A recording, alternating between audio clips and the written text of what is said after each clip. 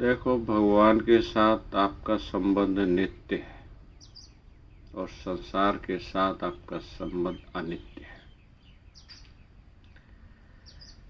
नित्य संबंध जिसका कभी वियोग ना होता है, सदा योग होता है नित्य संबंध का, और जो अनित्य संबंध होता है उसका सदा वियोग होता है।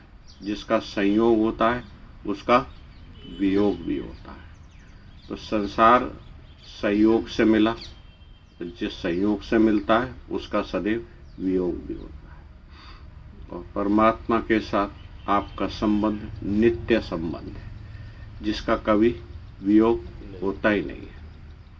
लेकिन हमने अपना जो संबंध माना हुआ है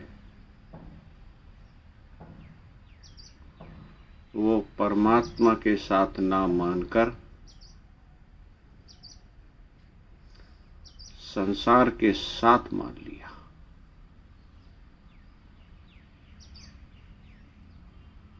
तो क्या करना है? केवल हमने जो माना हुआ है, केवल क्या करा है? माना हुआ है। तो जिस प्रकार संसार के साथ हमने अपना संबंध मान लिया, जो कि है नहीं, तीनों कालों में नहीं है, पहले था नहीं, बाद में रहेगा नहीं, वर्तमान में केवल प्रतीति हो रही है। अब क्या करें? तो वास्तव में जिसके साथ आपका संबंध है, जिसके साथ नित्य संबंध है, उसके साथ अपना संबंध मान ले। वही वास्तविक संबंध है आपके साथ। वो संबंध कभी आपका टूटता नहीं है, वो नित्य संबंध है, सदा योग है आपका परमात्मा के साथ। लेकिन आपने मान लिया कुछ और, संसार के साथ संबंध मान लिया है आपने। तो संसार है भले, लेकिन अपना संबंध केवल आपका परमात्मा के साथ है। वो आप तोड़ना चाहोगे तो भी नहीं टूटेगा, आप कितनी कोशिश कर लो, टूट ही नहीं सकता है। आप तोड़ना भी चाहोगे तो भी नहीं तोड़ सकते। अच्छा, परमात्मा भी तोड़ना चाहे, भगवान भी आपके साथ अपना संबंध तोड़ना चाहे तो भी नहीं तोड़ सकते। भगवान भी चाहेंगे तो भी नहीं टूटेगा। आप तो क्या हो, ना आप तोड़ सकते हो ना भगवान तोड़ सकते हो। जैसे अग्नि और उष्णता, अग्नि है तो वहां उष्णता है, उष्णता है तो वहां अग्नि। इसी प्रकार भगवान और आपका संबंध है। लेकिन हमने मान लिया अपना संबंध संसार के साथ मान लिया, देह के साथ अपना संबंध जोड़ लिया, संसार की चीज वस्तुओं के साथ। ये मेरा है, ये मेरा है, ये मैं हूं, ये मेरा है। ये संबंध आपके टिकने वाले नहीं है। ये तो आपकी भ्रांति है जो आपने मानी हुई है।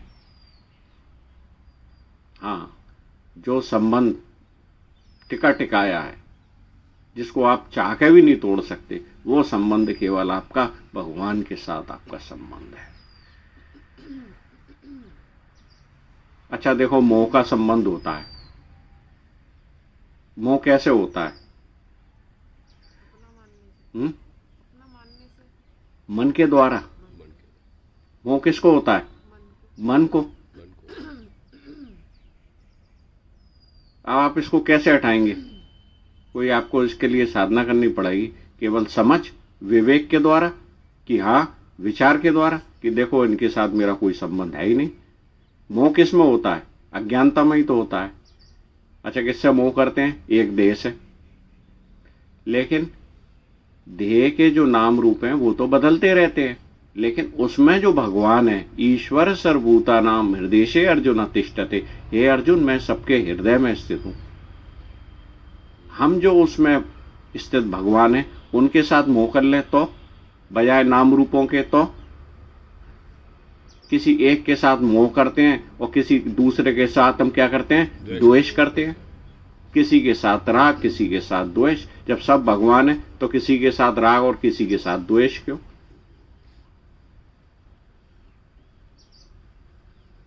सब भगवान है तो अलग अलग क्यों फिर? क्यों? क्योंकि हमने भगवान को नहीं मान रहे हैं।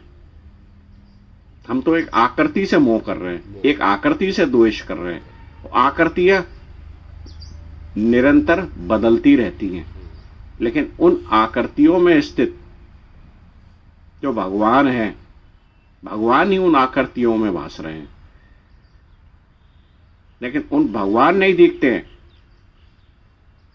बड़े आश्चर्य की बात है, जो है वो नहीं दिखते हैं, भगवान नहीं दिखते हैं। हमें तो फलाना नाम रूपों में सत्य बुद्धि हो जाती है।